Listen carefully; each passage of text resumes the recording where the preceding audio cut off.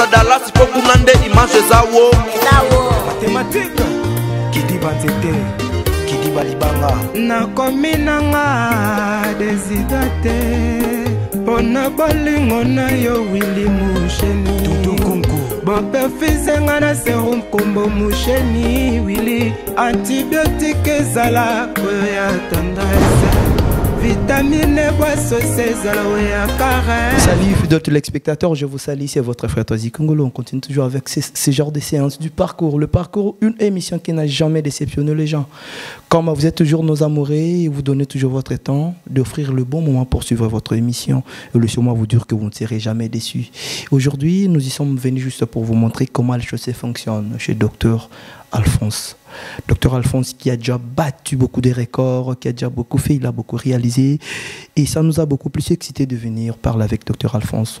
C'est pas pour de n'importe quoi. Peut-être vous pensez qu'à des fois, comme il parle du Dieu, c'est un homme de Dieu, oui bien sûr, mais il n'est pas un pasteur, il n'est pas un prophète. C'est juste un médecin traditionnel qui fait son travail dans de bonnes conditions.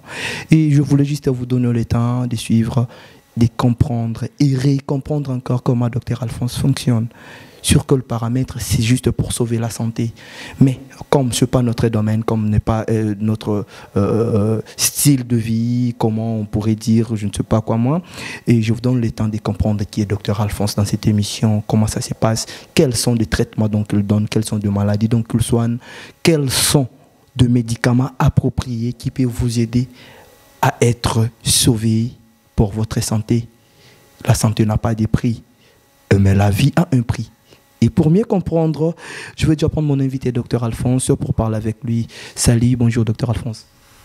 Bonjour, bonjour, salut à tout le monde. Au Bozo Landangai, il y a un poste téléviseur, un téléspectateur, une téléspectatrice, Bino Nyonso.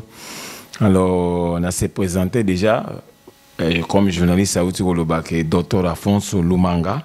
Na carrière musala ya médecine thérapeutique naturelle donc auto benga traditionnel mais pas traditionnel ya ko diviner et ba esprit non awa tozana makambo ya santé o makambo yo tala maladie o yo baby sa santé zo baby sa monde so le monde est troublé l'économie nous sont par terre à cause de la santé. Très important. Ce qui est à plus, c'est d'aller pour nous relaxer na bateau bazakolanda biso. On dirait que l'émission va faire tout faire comprendre bango. Quelles sont des maladies où le docteur Alphonse a traité? Bolanda ma bien na traité ba maladie presque belé. Naza généraliste. Alors naza pe na ba spécialité nanga. Généraliste mais spécialité nanga oyoma eratarateza. Il y a une spécialité pour vous faire, on a fait comprendre bino. Stérilité, nous à moi aussi. Sur tous les domaines. Domaine, il y a myome, il y a kyste, il y a fibrone. Domaine, il y a col, abert, matrice, et comme il pétait. Domaine, il y a trompe, bouchée, trompe morobakati. Domaine, il y a infection, des bases et des hautes. Oh, il y a l'utérus, infection cervicale. Domaine presque tout aux correspondre il y a quoi impedir ou bien ko boisa mwasi atika ko simba zemi ou bien atika ko bota ainsi de suite nanzela ba ménopause précoce donc ménopause est en limite il y a 45 ans 50 ans à des fois peut ba misusu comme à 60 ans mais écoutez avant 30 ans 40 ans et ba biloko ndengo na nyonso donc o nyonso ça la que mwasi abotate. Donc spécialisation dans l'angwana. Oh, nous sommes ça que mobile abotate. Donc tous les spermatozoïdes, les spermatozoïdes n'ont trop bas, ils sont insuffisants, ils sont koufanyonso et pénis n'ont répondre faiblesse sexuelle, éjaculation précoce, impuissance sexuelle et bah do ya mukongo ko soit bah maigrissement et réduction ya pénis ya mobile comme mukie le quoi la bébé. Et bah testicule les os la passe voire même hernie interne externe était au yakovimba te au vimba na tinda rama kene no pita ba sala opération et bah infection bah gonocoque bah syphilis bah sodepis et pas mobali et donc au union sur izako sala ke mobali akwa kopesa zemité donc yango nazo traité on spécialisation nanga toké sous na diabète spécialisation nanga donc diabète A diabète B et diabète combiné na ba infection diabète pe ma stérilité na côté à mobali côté à moi si nyonso wana spécialité nanga ezali na prostate, cancer à prostate, pourcentage nango pourcentage 40 60 100 ti ekomaka aigu et nyonso wana mutalati sonde nazo traité yango wana spécialisation nangai thrombose AVC ya mikuwa ya misuni nazo traité yango wana ba spécialisation nangana gastrite hépatite et bapote ya libanda na bapote ya kati ya nzoto nyonso pota ne kaukaka te komitungisama na ote nga ekokauka donc ainsi de suite donc ba maladie mususu o ekoza ba spécialité na ngate mais est-il que ezora nango ka guérison donc o nyonso les restes éthicali pulmonaire inflammation pulmonaire estomac tension hypertension donc mitou vertige makolo inflammation donc ainsi de suite donc o etanga ezaka maladie yo kala loba po ma maladie musutu yebi pe kombote monsieur mutozo belango que ça soit maladie yango ezala na poto ezala maladie à poto o ezala maladie africaine donc o coronavirus o HIV yo benganga kaka solution vome kozoma voilà docteur au PCBC listing ya ba maladie nyoso oyo traitaka alors veuillez un peu nous expliquer comment ça se passe poto monyo awa toza déjà na kati ya bureau na yo isika oyo makambele kelaka alors comment mutaroki koya ko sala pour avoir traitement est-ce que ceux qui ont des symptômes aillent à laboratoire ils pas nayo ah makamno c'est pas nayo comment qu'est-ce qu'il faut faire pour mutu à s'approcher pembe nayo pour avoir soin qu'il faut par rapport à la maladie otangi pour la mutu ko poussa pembe nangai ou be ko ya pembe nanga c'est facile c'est vraiment facile n'exigera bilora makasité et pas nanga na za laboratoire oyo na saka ba examen par exemple ba examen na saka ba examen moko ya mikie o ezali ya ba urine ba widal ainsi de suite mais ba examen o ya makasi par exemple ba échographie ba gynécologue il faut moi ça qui n'est pas gynécologue donc avant il pas nanga donc aya na résultat na ya gynécologie c'est-à-dire échographie o ba zwaki ba infection cervicale on les concerné makambo ya kobota et ce qui mobile il faut akenda sala ba spermatozoïde na ba to spermatozoïde na ou bien sali check-up pour le monde comme modernisé alors nanzele ya ba résultat wana et pe ça rappelle idée ya kosunga po au moni makamso msuso ina ko ilobela ngo bonazanga na expérience na ko lobela ngo boye mais yo au monde ngo ndie féticheur okoloba non azako imaginer kaka donc ainsi de suite mais pour to me ma vona ba preuve à l'appui. Donc il faut vraiment oyer na mikanda wana oyekolakisa et puis yo po yo kinga ndenga na ko orienter yo donc c'est un peu ça donc soko ye ozama le bienvenu même na bato baza musika na exigaka wana et ba kisi nanga eza déjà na poto donc ba kisi za poussière ngane mnazana ba code na ebiki soko zu kisi ya maladi boy na ebiki code kozala boy fungola sala boy obiki soki kisi ya kobota ainsi de suite donc boza jamais déçu otika jamais déçu botu na bao babika déjà bandakala nazana ba preuve belé donc na comme donc ceux qui ont singa maladie na bia oyo na ebindeni usalam. Ouais voilà docteur tomoni liste ya ba maladie oyo sal sakeze belé ils ont l'accès déjà niveau professionnalisme na yo mais on va juste en parler pour deux maladies où les autres ça batu mingi première des choses to zana besoin koyeba likambo etali stérilité et tant que munganga et puis ba faiblesse sexuelle oh lelo oyo c'est quelque chose même nous de jeunes bazo souffrir nango mingi tolingi toyeba to meka mpe ko stérilité za la causer na nini et puis comment et ça la rapport quoi affecter vie à moto en fait stérilité et za nini na vie na biso stérilité est une maladie moko très grave donc stérilité est za kindokité et za ba boaki lioté et za maladie. Tous on a 4 étapes oyo et baby sara mutu pour me mutu na stérilité. Et premièrement, ezali kaka avortement. Donc moi si tango aza ko avorter kolongola zemi en tout cas même nzambe alobi na mukanda na ye ya Exode 23-26 alobi akuta moi sur longola kazemi te. Moi sur longola kazemi akozanga kobota. Donc ce qui nous a malobi okozanga kobota ngolo bake ba maladie ekobima wana po epekisa oke ozanga kobota et tant ou désobéir déjà na loi wana yebake opesi accès na bandoki ya famille na bandoki ya quartier na bandoki ya balabala po baza partout le to lobateka ba Congo mutu baza bandoki po ekoma ba Swahili ba luba ba oneso baza bandoki mutu emso loka ope azane pe famille na yote mais azoloka na yo po yo monde mutu fungola ki ba porte alors tango zomeka ko tambola juste liboso nzambe nzamba lobi akampaka tout ya ba o babanga kaye et alobi ni ne tiendra devant toi tant autant que yo vivre pour yo zanaye et 10 000 à gauche à droite à défendre pour autant pour la droite et tu es dit que c'est facilité mais toujours ezali na mutuka longa pour tant nzambe ataki déjà dit que moi si aiba ko calculer ba sigle nae donc ezaki facile mais ezala moi si face à l'obligé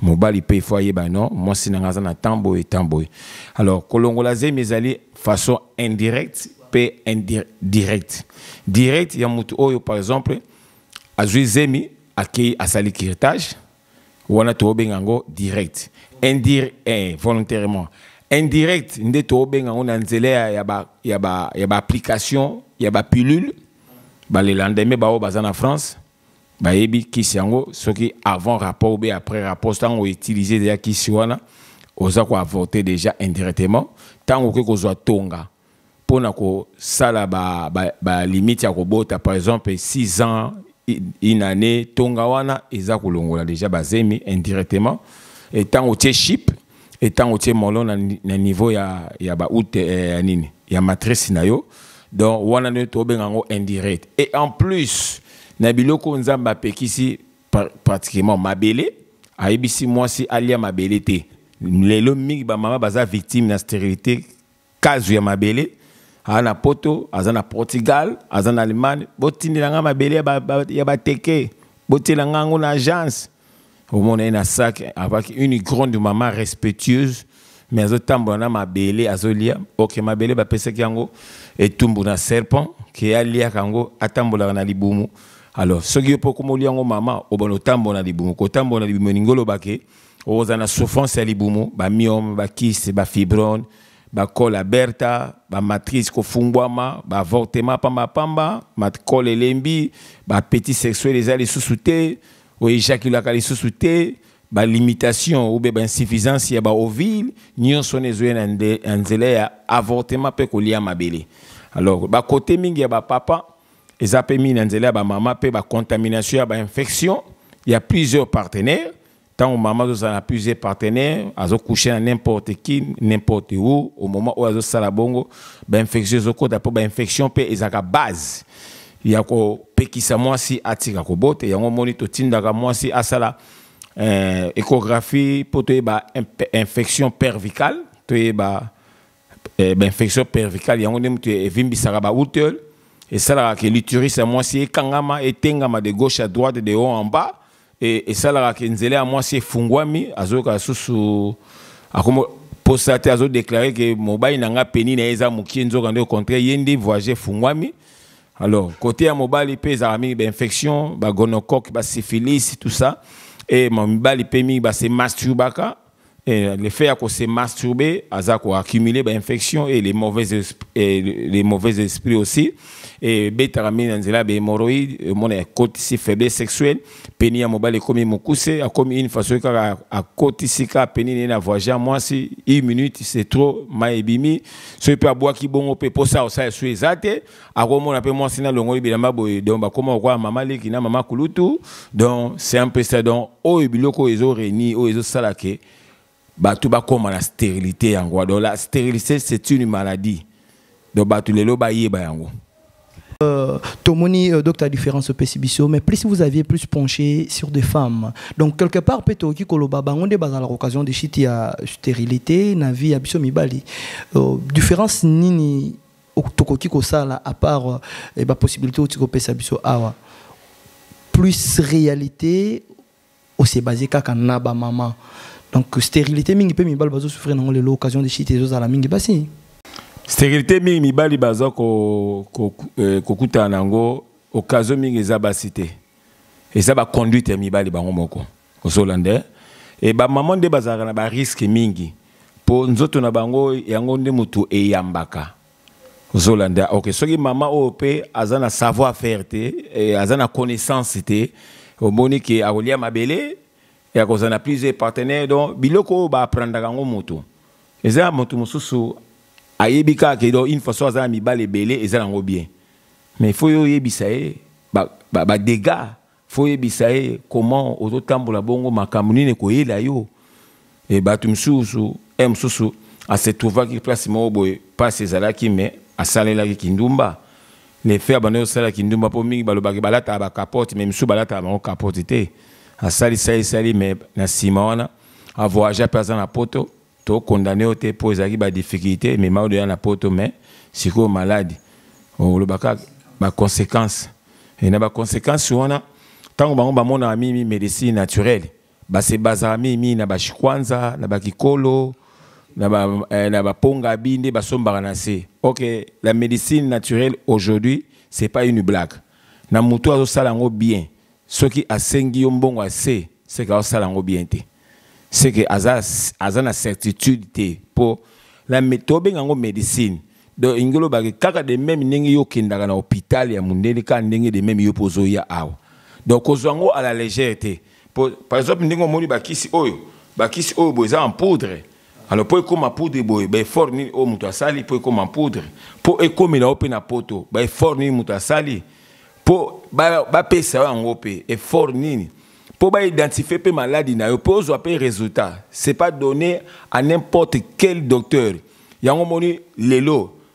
ba mama mingi na poto baza ba victime ya ba docteur ebele ba lie bango bambongo ba kosi bango et lelo ba komana ba doute soka moni mutu azoninga bato baza ga ba escroc non na ebisi bino bien ki na bi que vérité le kuta et ya ki na sincère mais vérité yango yo sikoyo et ye na escalier komi et pas na ngai nazala mutu moko te o na sengai 2 millions de $2,500 $3,500 azwa résultat azate pour na ki ma mutu te na kanga téléphone na ngate donc nazaka sérieux so na bino ki naza pasteur te na prophète te na tikala ka pencher na kati ya médecine naturelle donc nazana beaucoup d'expérience plus de 20 ans en Angola donc beaucoup d'expérience donc nako deviner mes maladies na oboye mais linga osala ngote bongo ponini batu les gens de ce monde pensera toujours na négativité tant yo olobeli boye omonité ngangati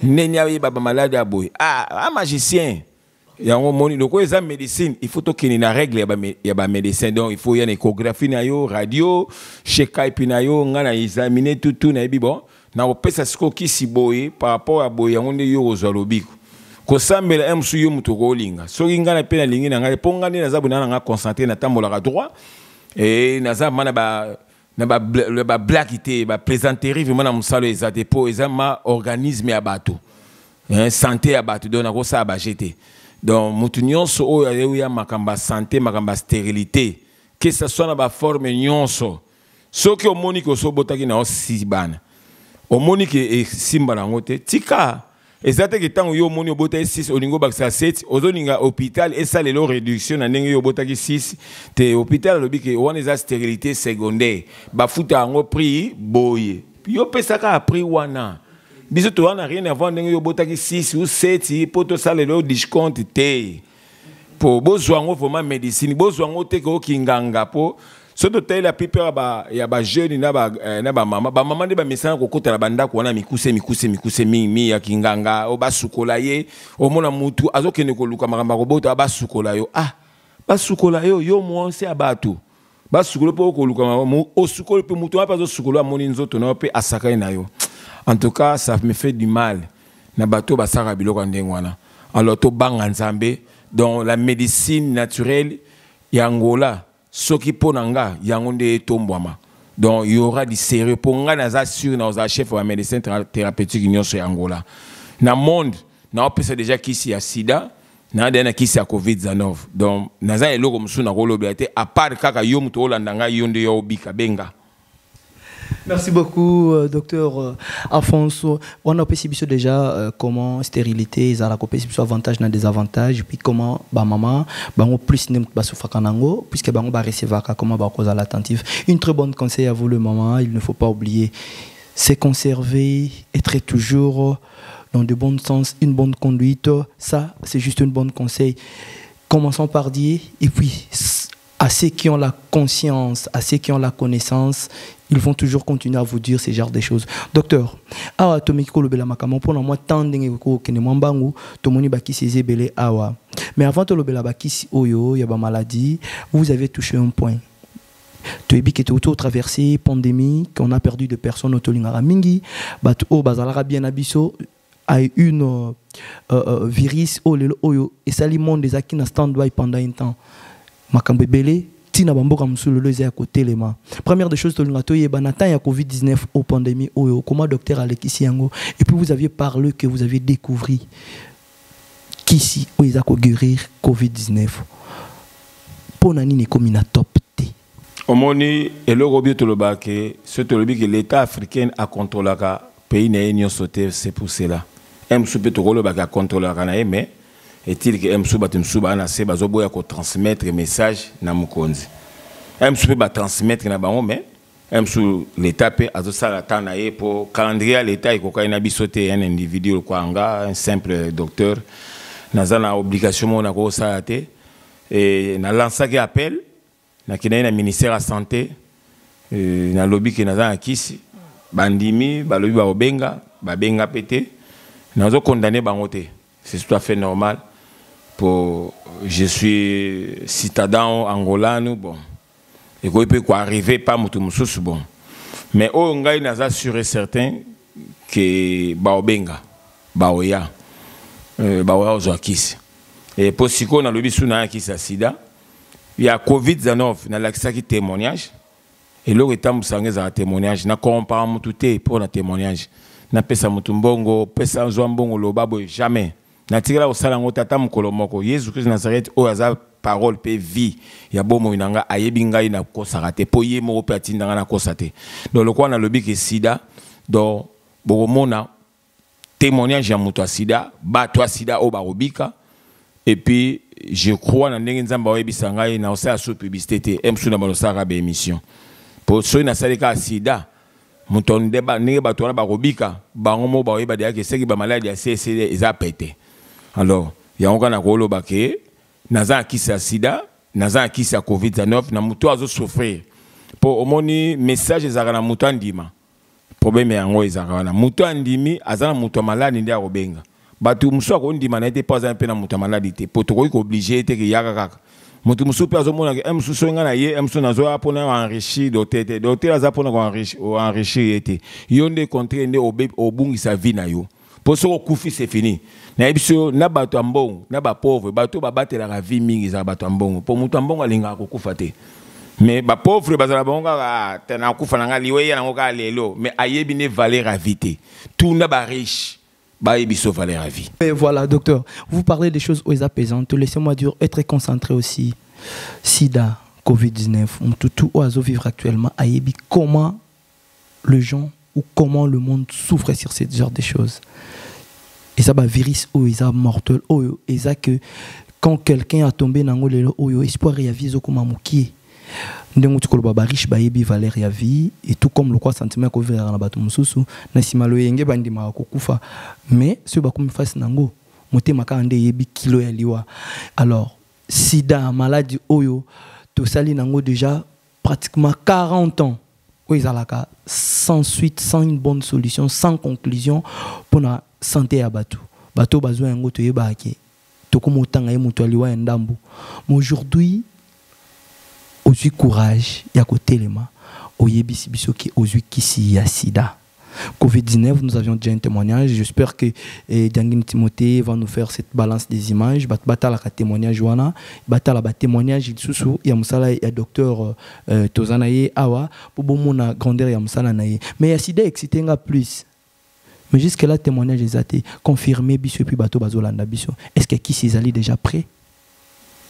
Nazolo bana sincérité na profondeur motema nanga mobimba na yo sa ba blague té na yo kosa mutu moko te pona otika jamais ko kosa mutu o na sala ka yango emona naka o na lakisaka yango nde salamaka kisa sideza kombo nango 6 plus 6 c'est égal à 12 botu nanga 6 plus 6 c'est égal à 12 signifie quoi? 6e jour mutu ameli 6e jour, il y a repos est égal à 12. 12e jour yango wana. Donc c'est l'accomplissement. Bao baza bananzambe ba passer ba nani ya solo ba yebi 12 ningolo bani. Donc nakendaka libanda nzambe te. Nazongaka na kolo inspiration pour yine mutaza fondateur, source, racine, béton, Oesi Mindako, Jésus-Christ de Nazareth.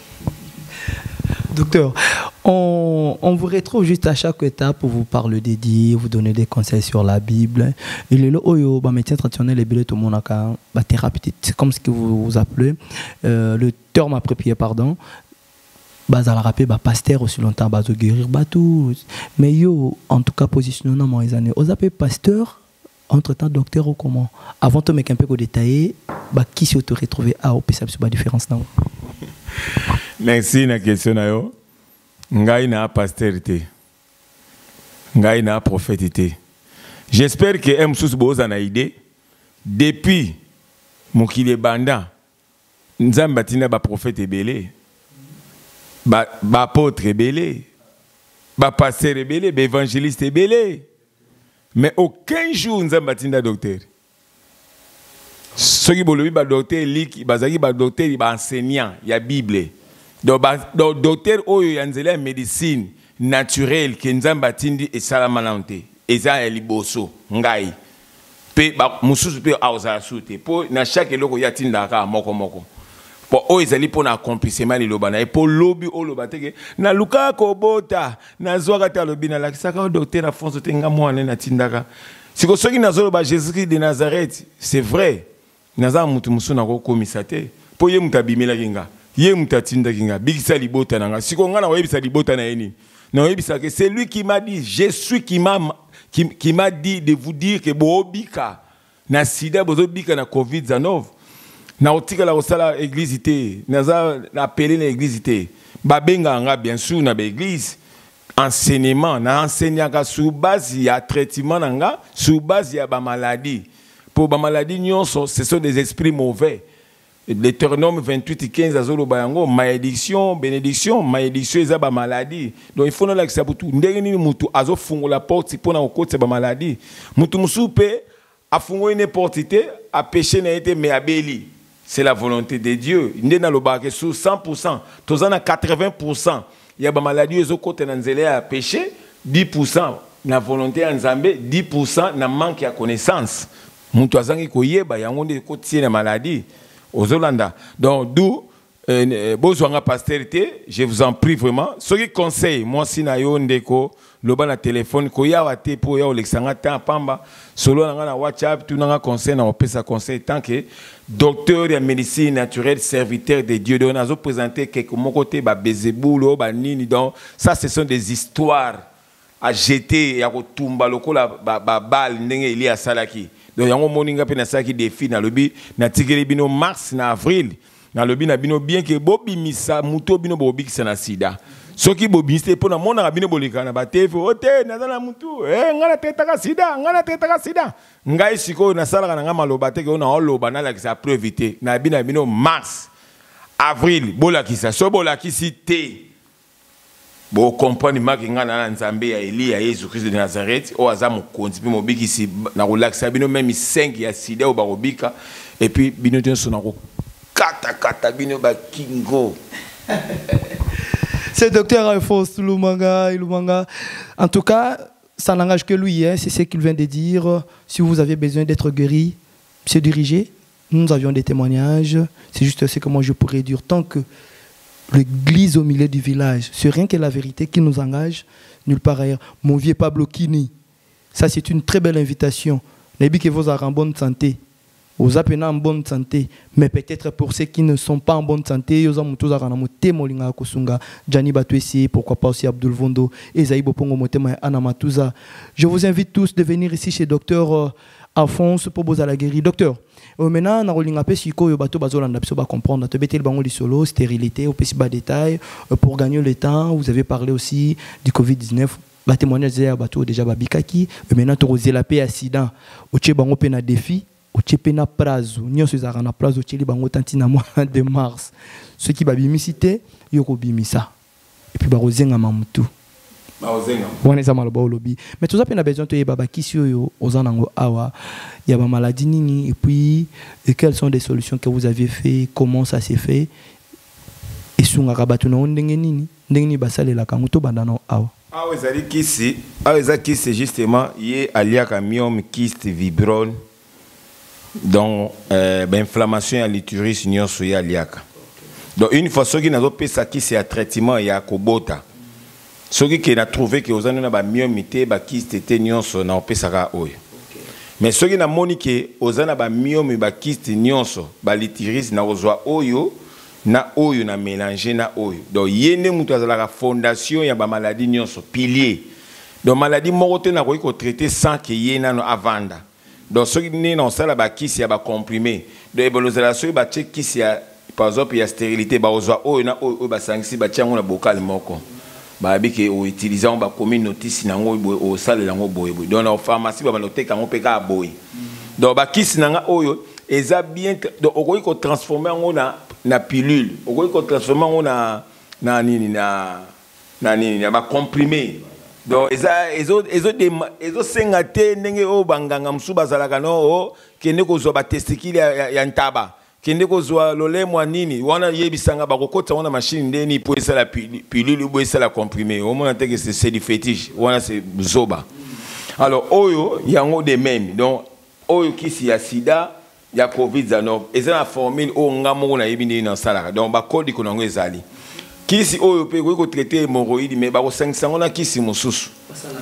Pour la chimie donc kisi wana mususu ande accompagner donc nazali awa naza presque na ba kisi oyo ko traiter ba maladie nyonso mais mélanger na ba kisi mususu oyo ngamo na yebi yango oyo na ko lakisa nyonso te sinon te mesa oyo kotonda mais na kisi oyo ezali map de base oyo kisi oyo ezali par exemple pour na mwasi ezongisaka l'utérus à moi si bien et fungola col à moi si bien ateza ya kovimba nyonso ezongisa moi si peu vierge donc moi si nous autres na aimé zongi ma bien pour basi msuba za nzoto fungwami donc akomi le kwa kopo donc yo pe mobile ko mono ndesko ke yango nga peni na komi mukie o nini mais au contraire aux anoka bien mais moi si ndé hémorroïde de salier bongo alors sur na pesi na yebi ndeni na osala donc oyo o komo na ngo ekanga donc il y a quand nzoto vraiment bien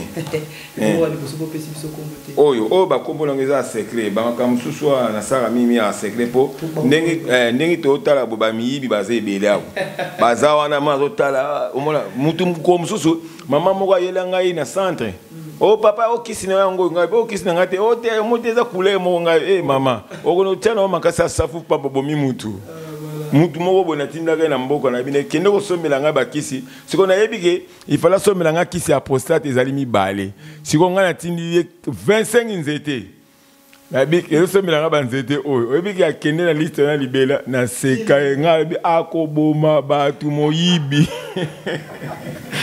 Merci beaucoup, Dr. Lumanga. Mais c'est conseillé, la santé n'a pas de prix, mais la santé nous ramène toujours à être attentif. Il ne faut pas faire de n'importe quoi.